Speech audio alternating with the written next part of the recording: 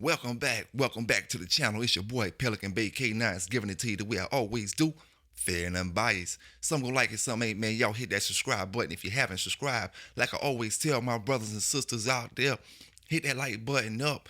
Big shout out to all the dog lovers from one side of the world to the other side of the world, from one side of this planet to the other side, from the top to the bottom. We about to get into this dog news and this dog talk for the day. We got some things to talk about on the dog talk standpoint, and we got some news to check out across this globe. So like I always say, man, I appreciate everybody that's rocking with me, everybody that been rocking with me, everybody that just tuned in tonight for your first time. Come on in. Welcome to Pelican Bay Dog TV, Dog News, however you want to do it. Like I always say, they like to criticize the bait for giving you that real. You know what I'm saying? But it is what it is, man. Let's get into this dog talk for the day, and then we're going to break it down into our news. I want to speak on first thing about understanding pedigree, understanding bloodlines, because, see, a lot of brothers really don't. We got a lot of brothers who just getting in the dogs. We got brothers who been in the dogs. Brothers don't understand bloodlines. And I'm not going to really get you confused and get real deep in it, because we got two groups of people listening. Folk who know the dogs and folk who don't know the dogs. So folk who don't know really wouldn't understand what I'm talking about, and it may confuse you a little bit. But when it comes to bloodlines, man, all a bloodline is a dog name. All it is a dog name. Now, if you just getting into dogs and you trying to keep it, until you do your research and everything, you got your Red Boy, your Jeep, your Eli, your Bolio, your Rascal stuff. You got, several lines. But at the end of the day, a line is only a dog name. Just remember that. If you got a Red Boy Jeep dog, you need to be looking at your pedigree that you got. Your pedigree need to be having Red Boy and Jeep in the background, no matter how far it go back, far as the generations. It needs to be going back to Red Boy and Jeep, which are two names of two different dogs. If you got Red Boy Jeep Rascal, you need to look in your pedigree, and it may not be in the first four or six generations. It may be in the 8 generations, maybe go a little further back. But you need to see Jeep, Red Boy, and the dog Rascal in your pedigree. Those are only names. So if somebody sell you a dog, they claiming this Red Boy Jocko. Tell them to be more specific, or what type of Red Boy Jocko, or what it's coming down off of, and that way you can trace it back a little bit better. For the most part, most Red Boy Jocko is coming down off the Grand Champion Yellow stuff. You got Red Boy Jocko crosses that was made, but the actual bloodline was created through the Grand Champion Yellow dog. So you need to look in your pedigree and see where does it goes back to Grand Champion Yellow, or the dogs that they claiming as Red Boy Jocko. And that's all it is, man. You can really confuse yourself if you really try to do too much. It's all about reading the pedigree. Understand them bloodlines is only a dog name. And we're gonna speak on that as well.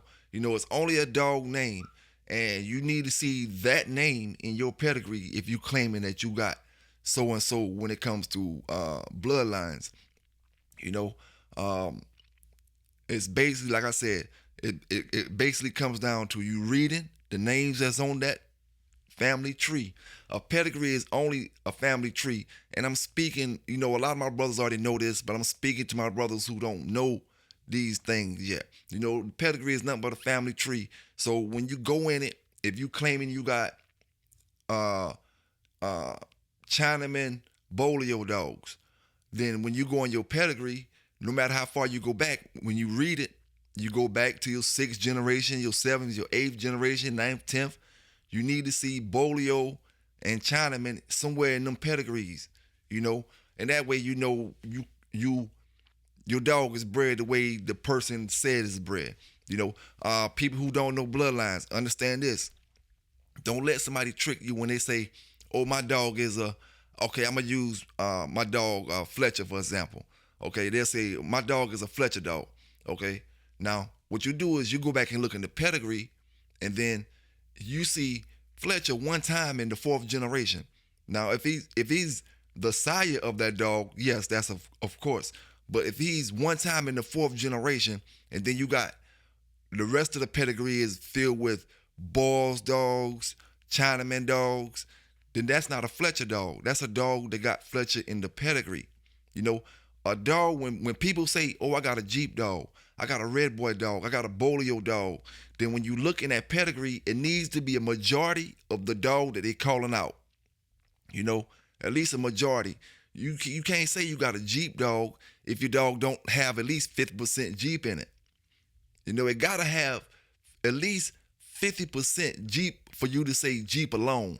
You know, as far as like, you have your 50-50 Jeep and whatever the other half gonna be, Jeep Rascal or something.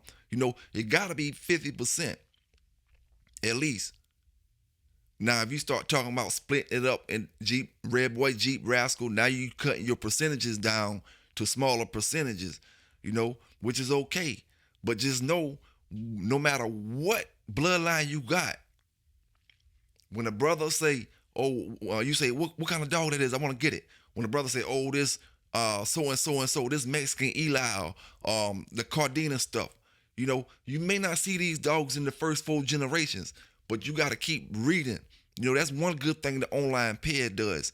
You can go back as far as you need to go back to see what these dogs actually coming off of, and you don't have to buy the paper from the registry company, to see all that stuff. Because once you buy the paper, that means you done bought the dog already.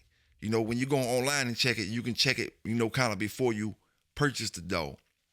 But yeah, man, Bloodlines is not as sophisticated as it may seem when you're looking from the outside of the glass, but it is something that you must read and something you must pay attention to and something you can't just glance over, and look at and see one famous dog in your pedigree and then scream that, oh, I got a Mayday dog, or oh, I got a Bolio dog, because you see one dog in the pedigree.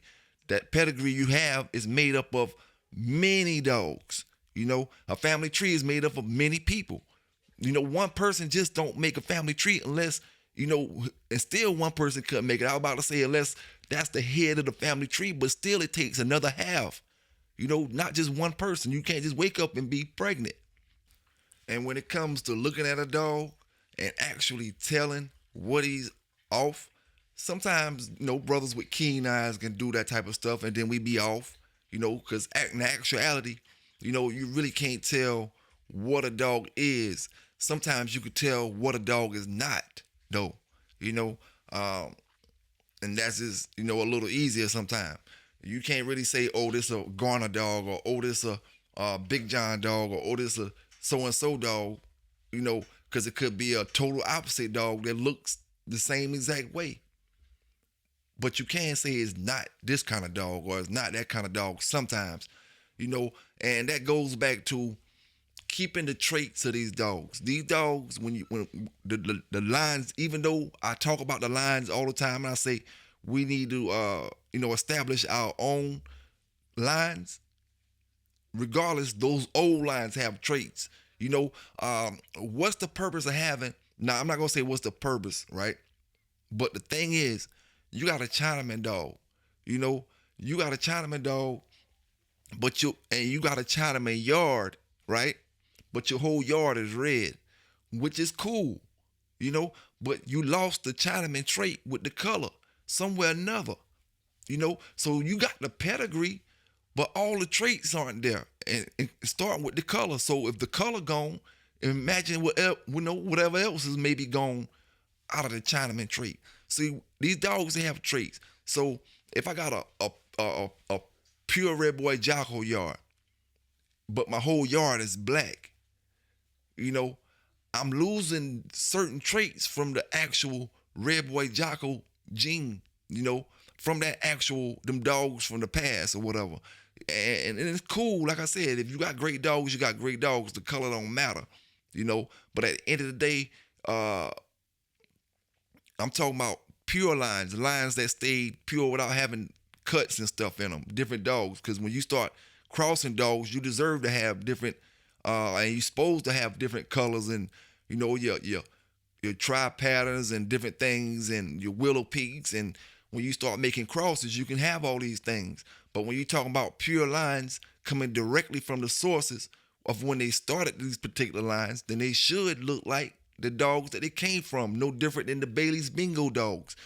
Bailey's Bingo, that's why I always have to bring him up, because he's one of the only dogs that offspring is staying true to traits when it comes to looking wise. They always look the same.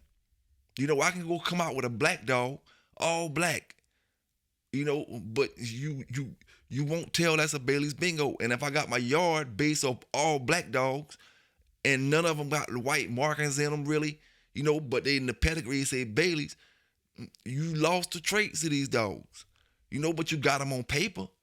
But that ain't what we talking about. We talking about, do we got the actual bulldogs, and are we keeping these traits with these dogs? We got a good bit of dog talk about today, my brothers, and we got a good bit of news to go over today, my brothers and sisters. But I just want to talk about bloodlines right now, because we got a lot of people, man, that's great with these dogs, that's going to be great with these dogs, that's great pet, how can I put it, pet owners, pet lovers. They take care of the animals and stuff like that. We got a lot of people that don't really understand how these bloodlines go. And when you listen to somebody who's trying to flim-flam you out a few dollars, you may get drifted into the wrong direction and understanding and getting the wrong understanding of these things. You know what I'm saying? You get the wrong understanding. Like, it's just certain dogs. And then, like I always say, these bloodlines, they are nothing but dogs' names. So if it's Bolio, then you go back to Bolio, look at him, look at the dogs that he came off of, and look at the dogs that came off his direct offsprings. You see them colors. Stick to the traits, stick to what a Bolio dog look like. I should be able to look at a dog and say, oh, that's a Bolio dog. I can't do that because of brothers not sticking to the traits, but we sticking to them papers. And the papers don't carry the traits. The traits are in the dogs. Traits are in the dogs. And that's what it's all about, brothers. There's getting into these bloodlines, man, learning these bloodlines, trying to figure these bloodlines out. Sometimes I often say we never figure them out, because it seems like something, when it comes to these dogs, man, it's something all the time. Something all the time. So just know your dogs, the dogs that you running, learn them inside out. You know what I'm saying? Know what they gonna do when they in situations where they got a lot of pressure on them. Not when it's just always good for them, when they getting pressure. That's what training a protection dog is about. Putting this pressure on this dog to make sure that he gonna react in the same way that he supposed to react when the time comes. See, we can do all this play training out here, and never put no real pressure on the dog. But when you put some real pressure on them, then you see, what you got, and then you know what you got. So in your head, you have that confidence, and that's what it's all about. Walking with confidence, knowing that your dog gonna do what you say he gonna do. Now, one brother was speaking, and we was speaking about bloodlines. He said, weren't the bloodlines already established? What we have established, my brother, what we have found out and what we have realized, these bloodlines were only established way down the line, in the 80s, in the 70s, in the 90s. These bloodlines were established in the 70s, the 80s, and the 90s, the late 70s at that, 80s and the 90s. Once the dollar start getting it, once it start getting into play where everybody want pits across this country, everybody want pits. Like I always say, brothers, and I'm speaking to the brothers who don't really know about bloodlines and learning about bloodlines. The pit bull just didn't start in the 70s. The pit bull was in America since the late 1800s, and it can be verified before then. Why the bloodlines only start being established in the 70s, the 80s, and the 90s. And they stopped in the 90s. 70s, 80s, 90s, stopped. No more. No more. What happened and why? What changed? Why all them brothers from the 1890, 1900, 1910, 1920, why all them brothers never cared about a bloodline? They had a bloodline, but they didn't use it the way these brothers use it today. You know, or if I wanted a dog, I knew the dog by name. People knew the dogs by name, right? The same way they know Jeep and all them by name. Except, when you had offspring off that dog and you had your own kennel, it wasn't no problem because your dog made his name and it was no problem. It was no problem like it is now. Now you can't make your name because you still want to tag on to the other stuff from the 70s, 80s, and the 90s. But why them brothers from the 70s, the 80s, the 90s didn't tag on what them brothers was doing way back before them?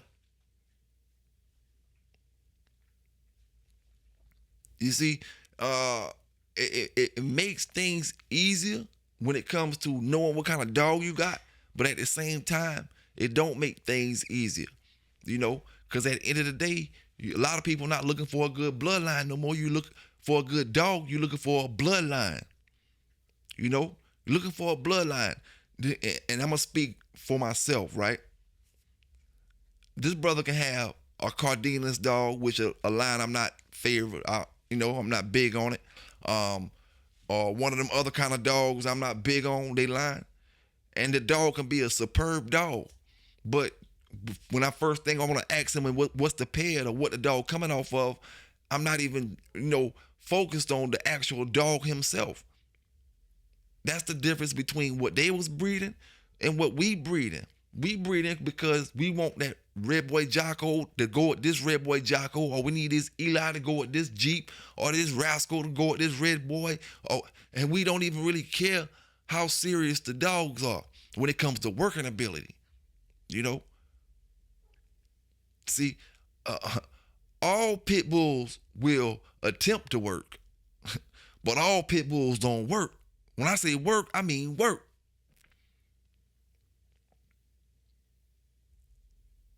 And then we get into these conversations about what's a cur and what's the difference between a cur and one that just stood the line and one that broke off running and different things. And will we keep one that stay down for 3 hours and this and all? Like, when it come to these dogs, man, what's the difference in keeping one that stay down? What's the difference in keeping one that went 3 hours? When nobody ain't gonna know, what a dog. Nobody gonna be able to actually get to that dog. When I say get to him, I mean breed to him. Okay, that's a Jeep, red boy Jeep dog. This the best dog in the country, red boy Jeep. Let me give you a modern day time, modern day thinking, my brothers, my sisters. Big salute and big shout out to everybody out there. Hit that like button. Let me give you a modern day time, modern day thinking. Best dog in the country, red boy Jeep dog. Best dog in the country. His name is Mr. Mr. the best red boy, Mr. the best dog in the country, red boy Jeep. Do you know a majority of the people, instead of going to breed to Mr., instead of calling Mr., instead of making Mr. his own line, they gonna go try to take Jeep red boy dogs that's no kin to Mr. at all. Jeep red boy dogs, just because he's a Jeep red boy dog, they gonna think they can cross any Jeep red boy dog to make Mr. And that ain't how the game go. That's why them brothers from the early days, the 60s, the 50s, the 40s, all the early days from the 1900s, they got bulldogs. Because they was breeding to that particular bulldog. Oh, I want to go to Rufus over here. I want to go to Titan. I want to go to Max. Max. Nowadays Max will be considered a Chinaman rascal dog. I'm just calling stuff out. Chinaman rascal dog nowadays. But instead of breeding the Max, what they'll do is go try to make them same crosses that you made to make your dog. And that's why you don't get it. That's why you don't get it. And all that comes boils down to is sometimes we try to be a little too cheap. Sometimes we try to be outsmart ourselves, But at the end of the day, the dog that you trying to make your bloodline like, you got to breed to that dog. You know what I'm saying? You can't like a Mayday dog breeding a dog that's coming off Mayday, right? And then he bred to a dog that's coming off Macho Buck, you know what I'm saying, or whatever. And then he made a phenomenal dog, phenomenal dog of the country, top dog in the country. Like I said, you won't breed to that one. You gonna go the cheap route out. I'm gonna make that same breeding. Not even the same breeding, but I'm going to make the same bloodline cross. So and so and so. It's coming from this, the rascal coming from this way. The Jeep coming from this way. It's like, come on, man. Bloodlines is what you got in your yard. Whenever you decide to say, yo, this is a certain blood. You know what I'm saying? This is a certain thing. But then you got brothers who not into it like that. They just got them a bulldog and they not trying to even focus on all that. They don't care about having their own line. All they care about is taking care of their dog and just enjoying them. So I understand that. But when you got brothers out here trying to do what they do, don't give no explanation on it if you're not trying to do what you do. If you just sitting back there being content in what you got. If you just a person being content, then you just got to be content and just sit back and let everybody else do what they do. Now, I seen a brother that was speaking about the Cajun rules on Facebook. Folk was telling him not to go by the Cajun rules during his time or something. What I'm gonna say about that is that's what I always thought was the official rules. The Cajun rules. As far as if you do scratch to win or not, that has nothing really to do with the Cajun rules. The Cajun rules is set up, a certain way. And then you got these brothers with other rules. That's why I told brothers before, man. That's why I told brothers before. If you got different rules right here in the United States throughout the years that brothers go by, and I'm not talking about scratch to win or if you stop scratching, I automatically win. I'm not talking about that. I'm talking about from the Cajun rules to these kind of rules to these kind of rules to these kind of rules. If you got different sets of rules that brothers go by in the States, imagine what you got overseas. Imagine what you got overseas. Now, I'm telling you, if you're not going by the same rules that we going by, how can you say your bulldog is up to the caliber of the bulldog that's going by these rules? Not saying that you don't got a great dog, but if we going by two different sets of rules, we can't be in the same class of judgment. You can't be judging a bulldog that ain't going by the same rules that these bulldogs going by. You might get 2 times to stop scratching. When you can't do it. You got one set of rules. If you're not going by them, it was what it was. And like I said, anything outside of Cajun rules is backyard. At least in my opinion. In my opinion. That means you trying to, just like we did the video a while back, brothers who maybe just getting here, sisters just getting here. You didn't see this video. I did. It was about old school Chinese dog, fights and all that type of stuff, and dog rollers. And they went by different rules. They even got their best dogs in ways that we got our best dogs different. They went by it different, So we always get up here and boast about what they doing in other countries, and apparently y'all not looking at the news.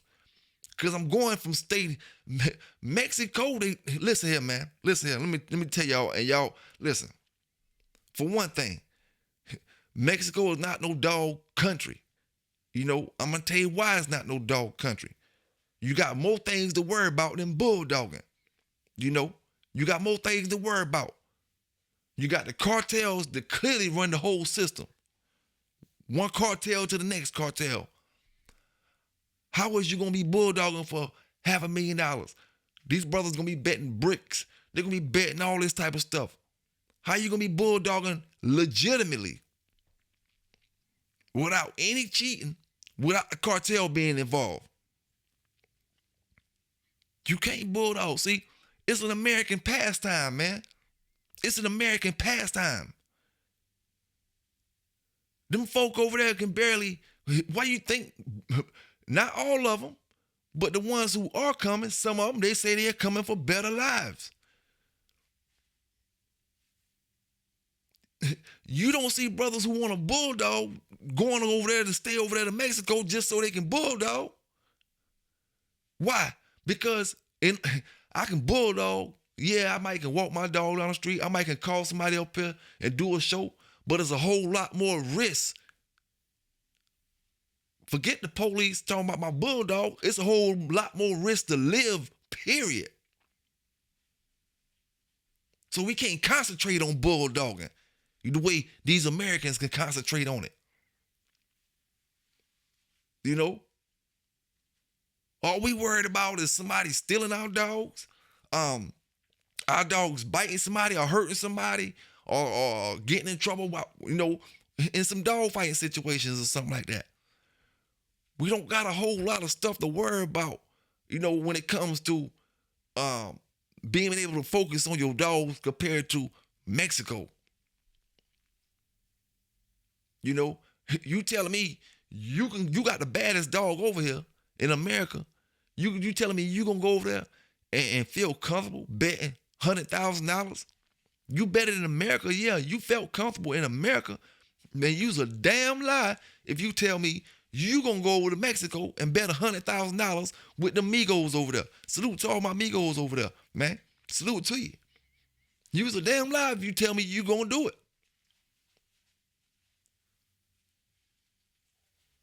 Your dog better lose, because if you win, you may not get the money. You got the money, you may not leave with the money. You may not be able to leave out of Mexico.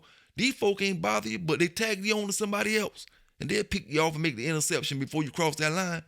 All this stuff you got to worry about just the bulldog.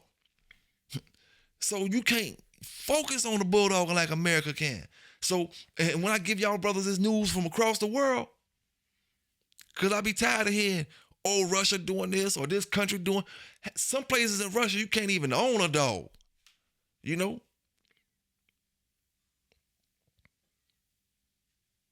That it's to the point where that's a rumor now. It's like a folklore, what we call down south, an old tale. Where dog fighting legal at? I told y'all brothers already before.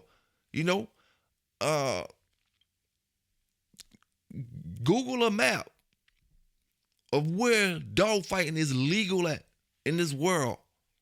Where they can do it at legally in this world. And you will not see nothing but little specks.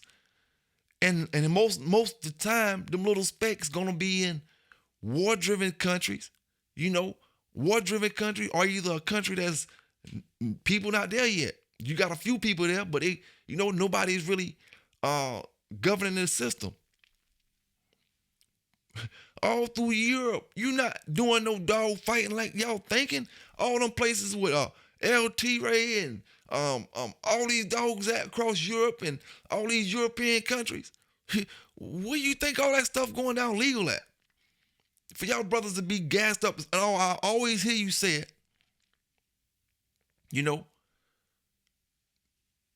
They really bulldogging over there. They really bulldogging. If you may be talking about Mexico, you may be talking about European countries.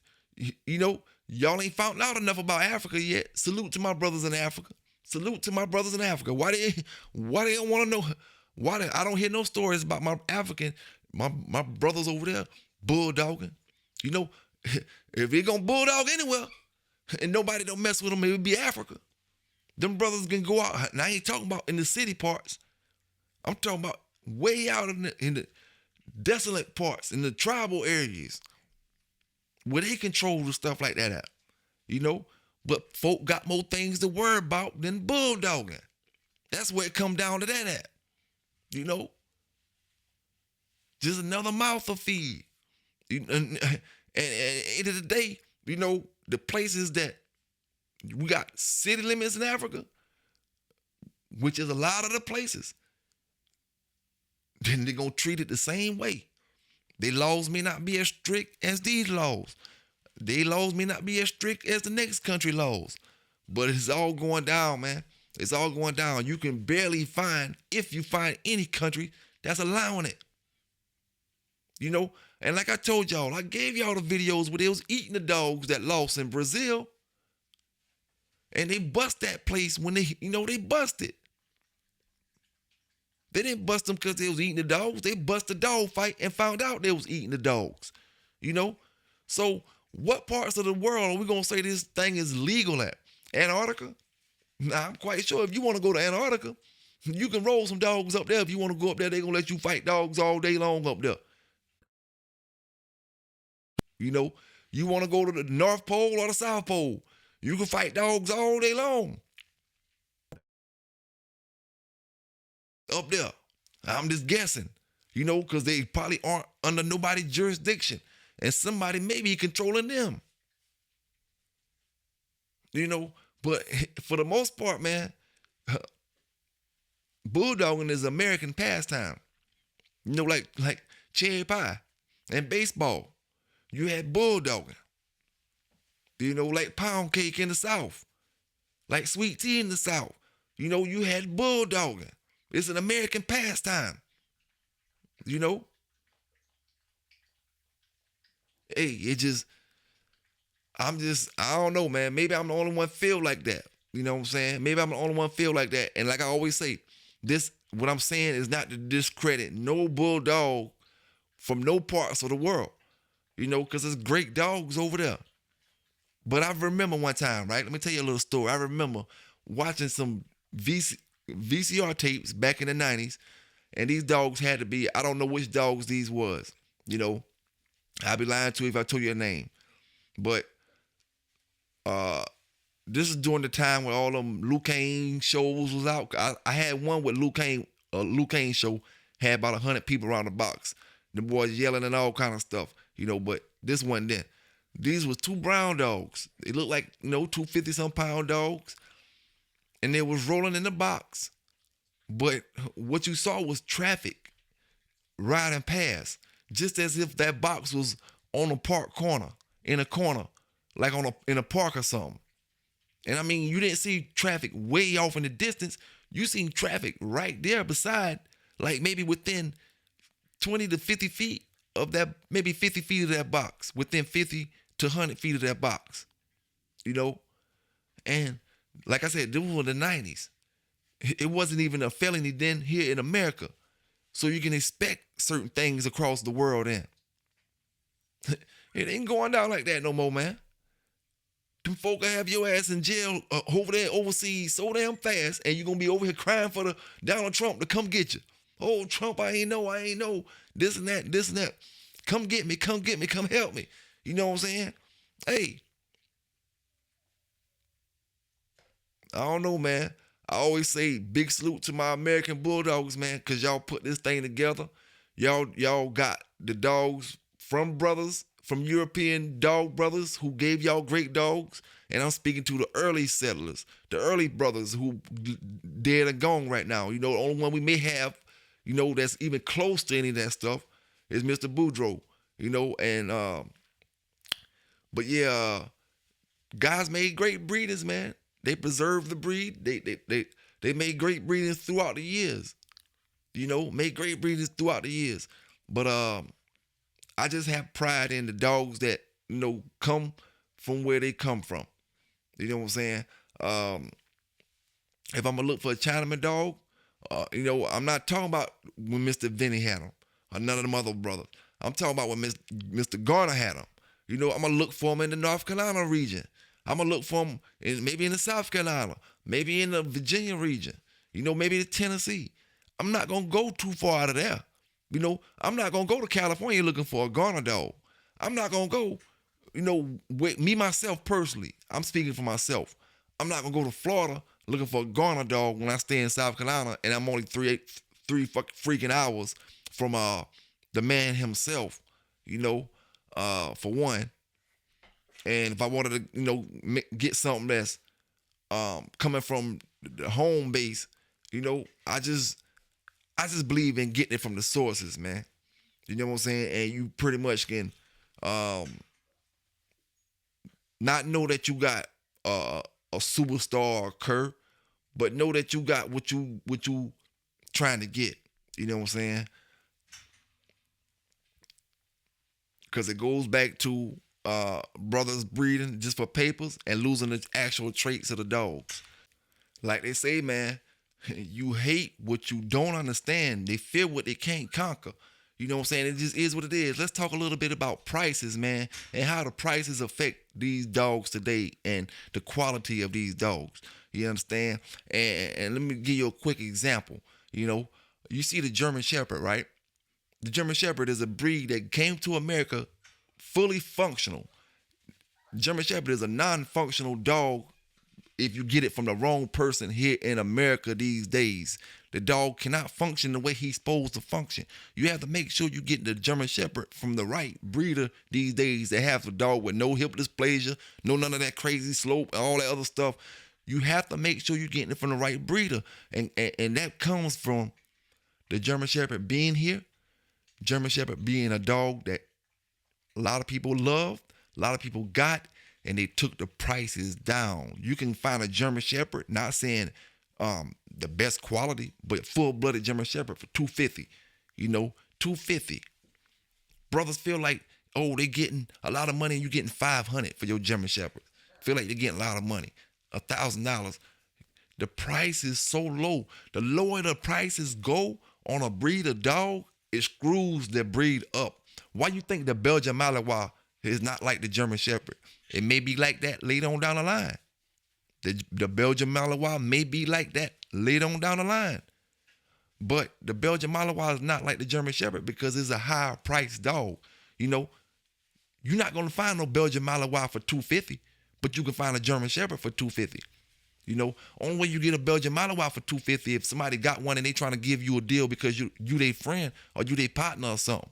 Or they just giving the dog away, and they just need some money back for their rehoming and shots and stuff, But you can find a German Shepherd any day and every day around any and every corner, just like a pit bull.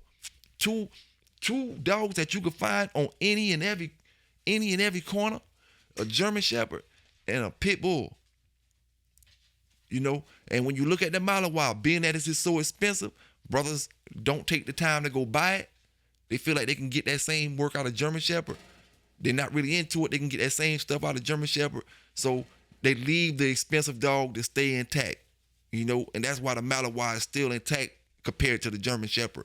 You know what I'm saying? But like I said, being that it's a more popular dog now, more people are getting it. They will sell their puppies cheaper than what the average Malinois puppies normally go for.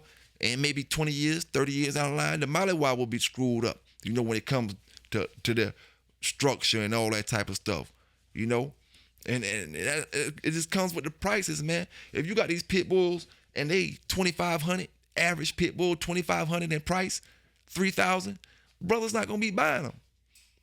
So as long as you selling pit bulls for $250, $500, you gonna look to screw the breed up. The cheaper the dog, the more screwed up the breed is, and that's just how it's gonna go, man. When you got a dog that can be accessed anytime, you can get these dogs anytime for these low prices, you're going to screw the breed up because people don't know how to breed. Everybody not breeding like you. You a great breeder, but the person you sell the dog not.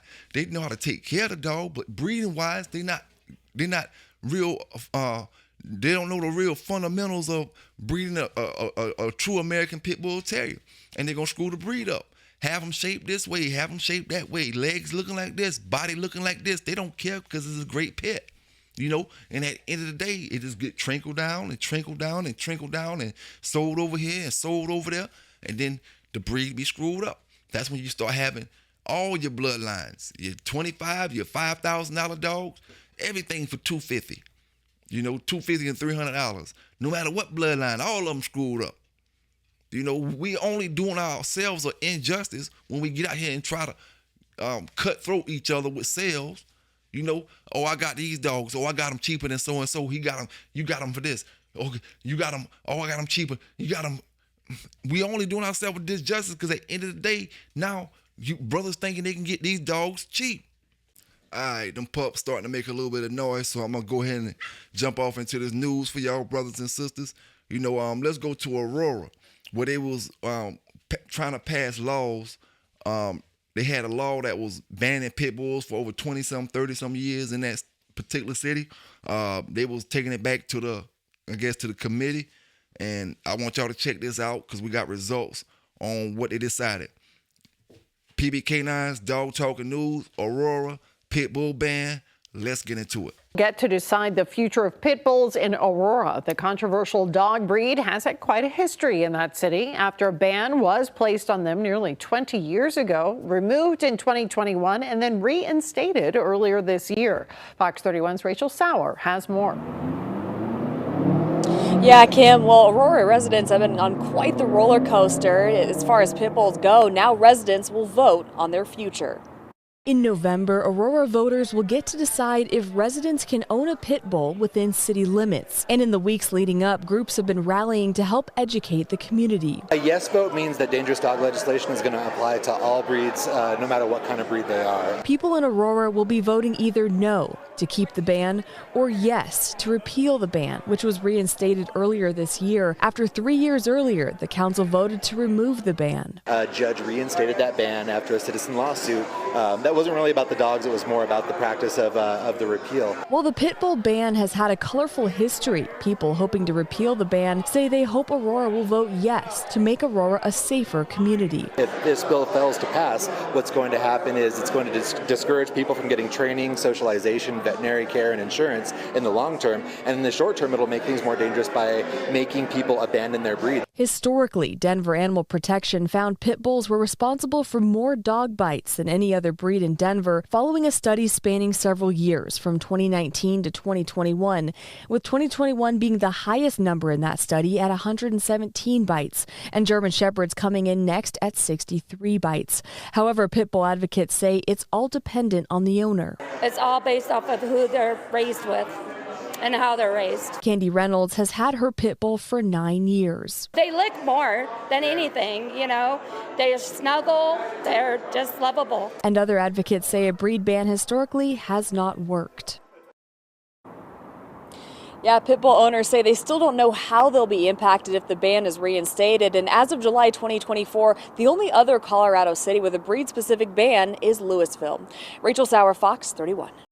Now, although I don't got the video for you, I do got the ruling for you. They decided to bring the pit bull back in that particular city to lift the ban.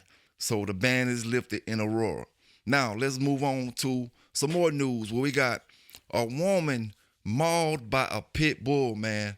She was mauled by a pit bull on Halloween night, and she wasn't just mauled, she was really mauled.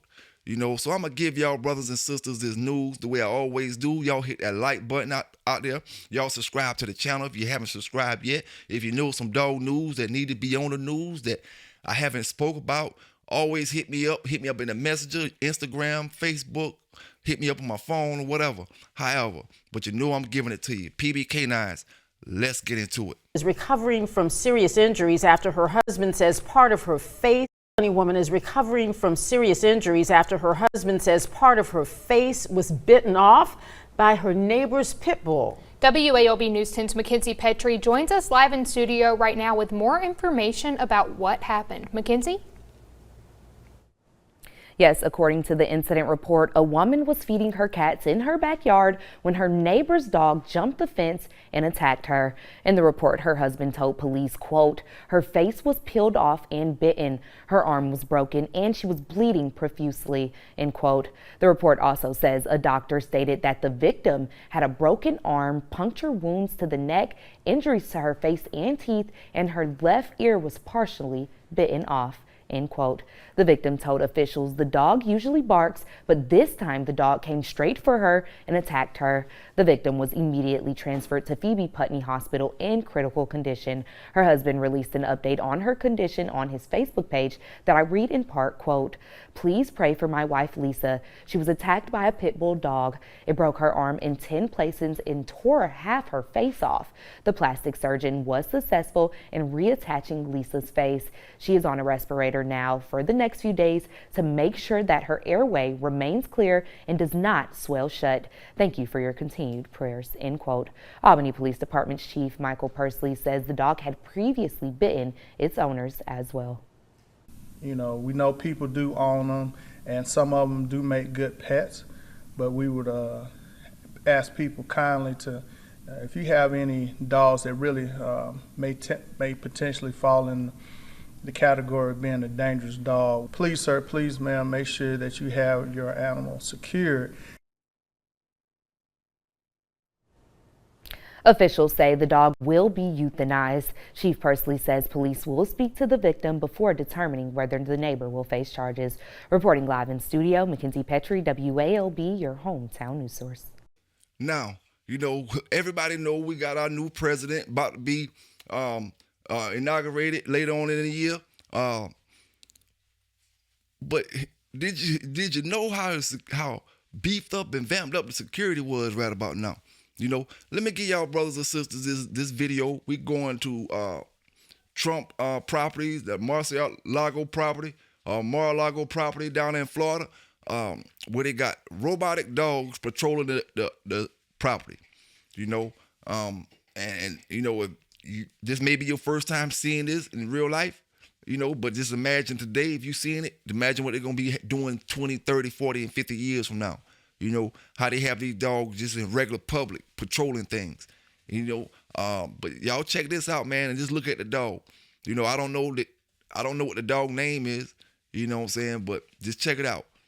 With Donald Trump now the president-elect and previous attempts on his life during the campaign, security around the former and next president of the United States is extremely tight. This is new video from Reuters Friday morning showing the Coast Guard patrolling outside Trump's Mar-a-Lago estate in Palm Beach County, weapon extended. What appears to be a sheriff's deputy on a golf cart next to a sheriff's SUV, keeping watch on the grounds, also a sign of heightened security. And there's more. What appears to be a Secret Service watchtower is clearly activated with a beacon flashing. Something that military experts call an autonomous robot dog roams the perimeter of the water. Donald Trump survived an assassination attempt in Butler, Pennsylvania during a campaign rally in July. He was also on the golf course in South Florida for what investigators believe was a second attempt on his life in September. The Secret Service is credited with thwarting an attack in that incident. The suspect is now facing various federal charges, including attempted assassination.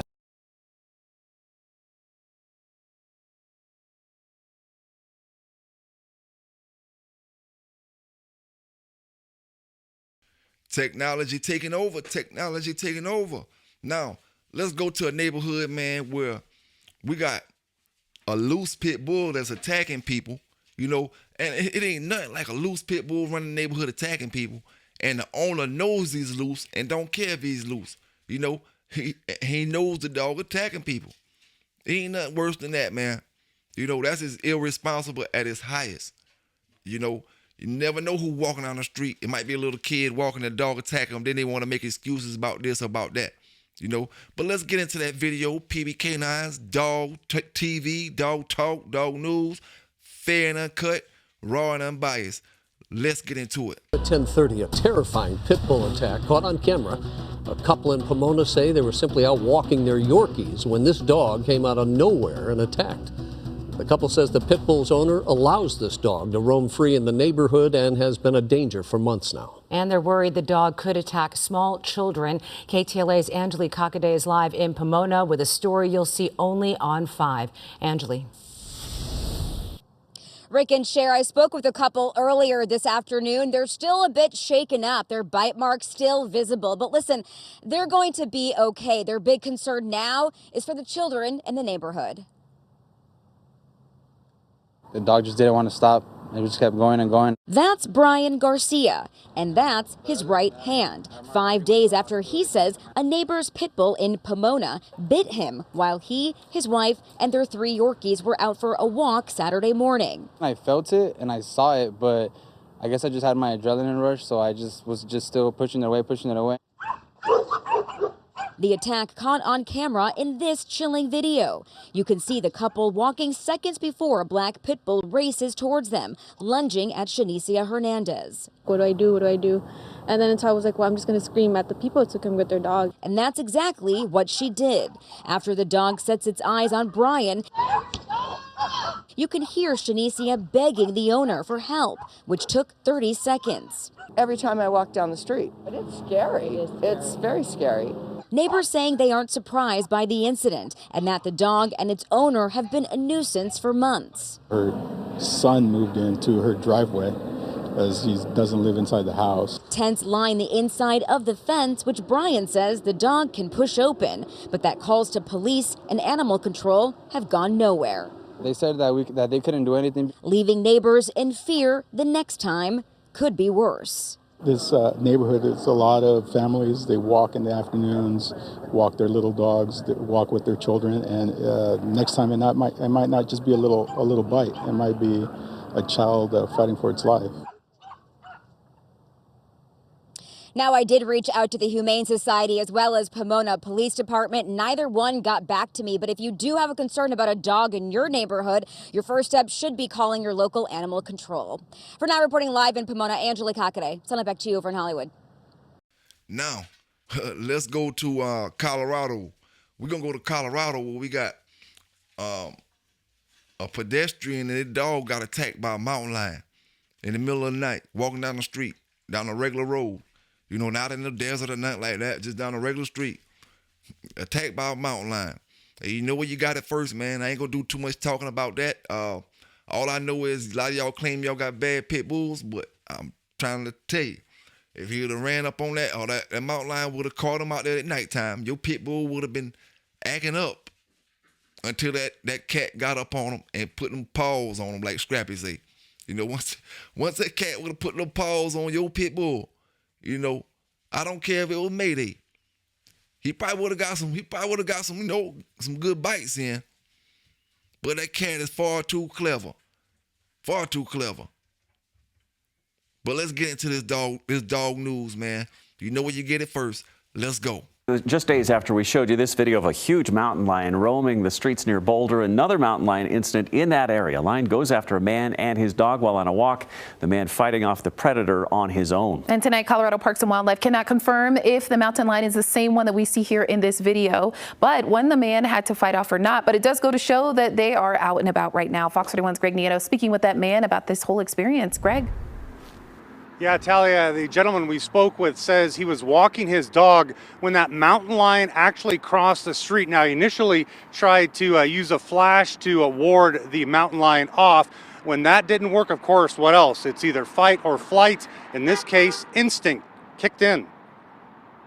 Juan Gutierrez says Riley, the 14-year-old Pomeranian mix, means the world. Some people have kids, and he is my kid. Gutierrez says Thursday the two went out for their usual late-night walk near their North Boulder home. I am pretty sure he thought it was another dog. They soon realized they were not alone. Because he's never seen a cat that big. A mountain lion crossing their path. I yelled, stay back, and I yelled it 4 to 5 times, and nothing. The cat didn't hesitate. And neither did Gutierrez. I just flashed the light out at his face. Yeah. And once it was too distracted, I kicked him. The mountain lion now a bit stunned. Just there in shock. He just stayed looking at you? Yeah, no, well, he looked at me and then he looked at up, towards the sky, or I don't know if he was seeing stars or something. It gave Gutierrez and Riley the window they needed to slowly retreat and return home. The cat was walking across the street. Juan calling Parks and Wildlife. Gutierrez says the near attack about a half mile south of their home, near an elementary school.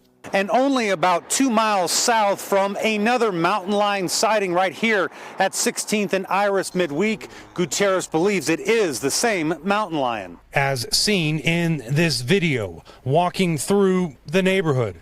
No doubt at all. Through it all, Gutierrez believes Riley is actually a good luck charm.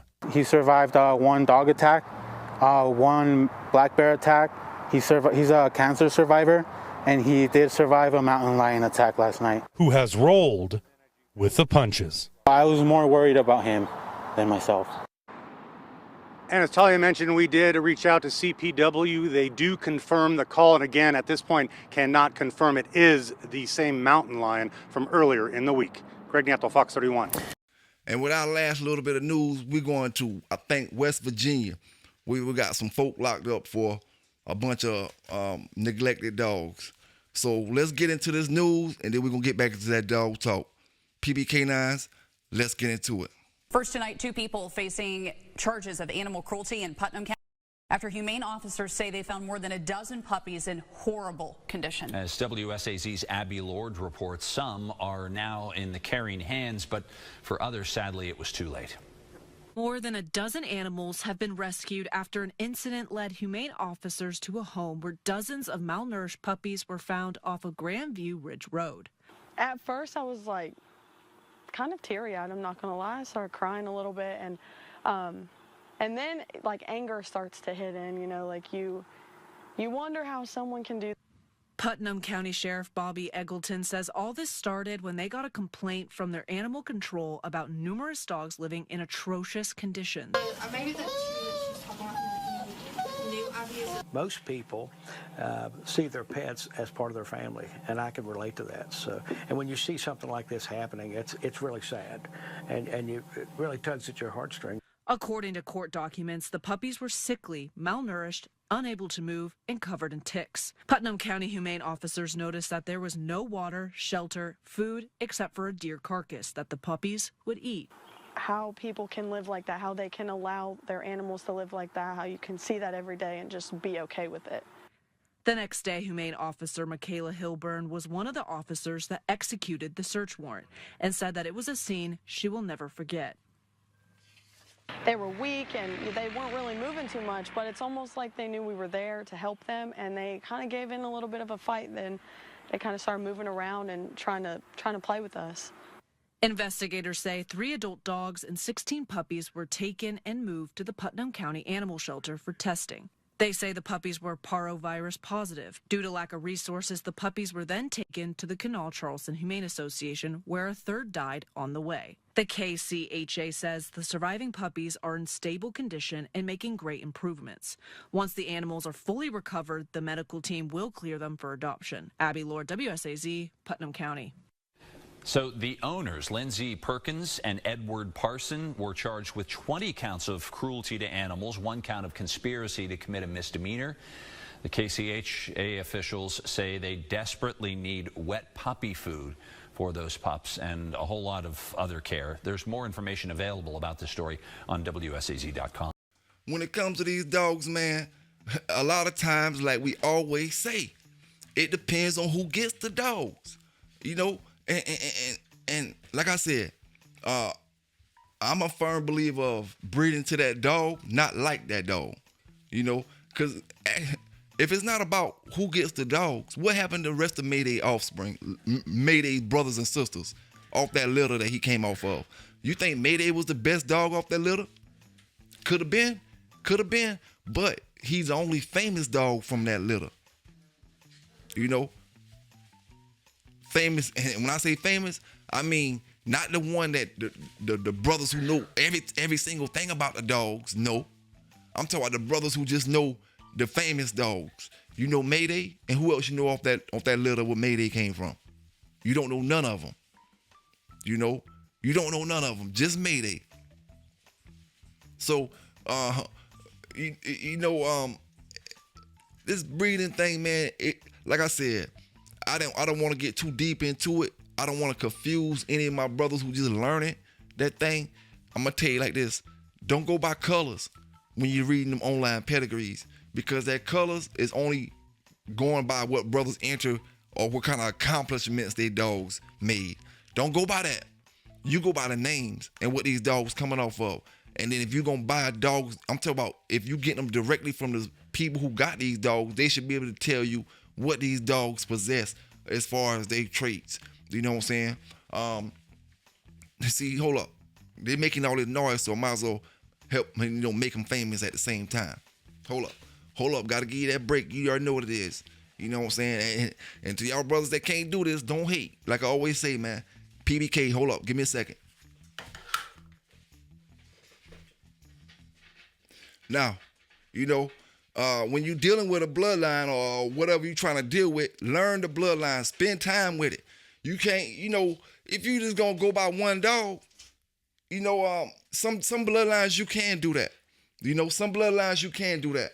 But if you're gonna just go by one dog, it's gonna be hard for you to establish a yard, man, because you're gonna go through dogs.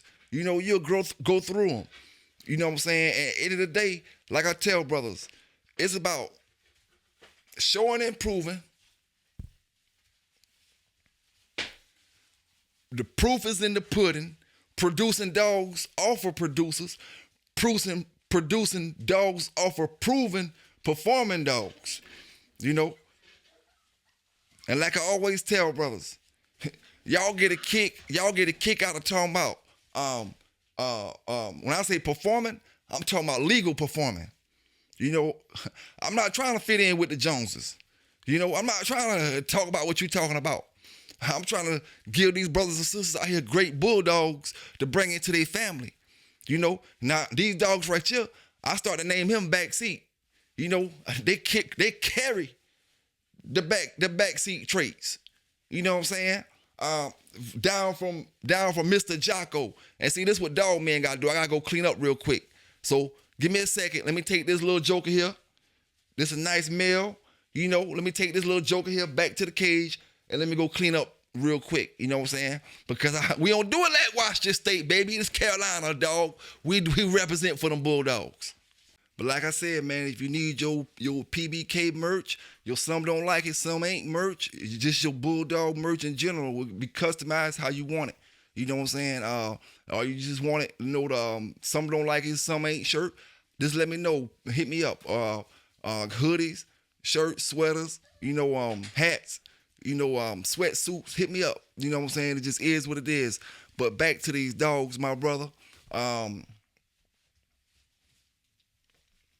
Just pay attention is all I can say, really. You just gotta pay attention. Pay attention, and just remember when these brothers get to talking about more about another brother dog than it is the dog that they trying to sell you, just know something up with that. You know what I'm saying? I could talk about that little puppy right there all day long. I can just start from the top, go to the traits of his daddy, and start right there. Go to the traits of his granddaddy, grandmama. We can go back, back and forth. And like I said, I'm not gonna be able to stay here too much longer because they're gonna be acting up and it's gonna be on the mic, and I ain't gonna be able to, do it like that. But I appreciate everybody that be, rocking with me. Everybody that sponsored the channel, that got them a puppy. I appreciate all of y'all. I hope these dogs and puppies be a great addition to your family. To the brothers that that do the hunting, the hog hunting, and any kind of physical activities with these dogs, I hope they can compete on that level that you need them to compete on. And we always, like I always say, we always talking about and doing legal things on this end. If your mind in the gutter, your mind in the gutter, man. But take care of these dogs. I ain't gonna be able to do it too much longer. They getting too loud back there, and I'm just gonna get aggravated, trying to do my thing. But I know what it is. I'm gonna have to catch y'all on the rebound. Y'all stay safe out there. Y'all stay legal out there. Let me get back to taking care of these dogs. You know what I'm saying? I thought I was gonna be able to come back in real hard this week right here, but it's getting to that point now where they doing all that, making all that noise and stuff, making all that noise. They ain't around their mama no more, So y'all stay safe out there, man. Y'all stay legal out there. And remember, we gonna keep scratching, baby. You know, you got the vapors. PB K9s, and I'm out.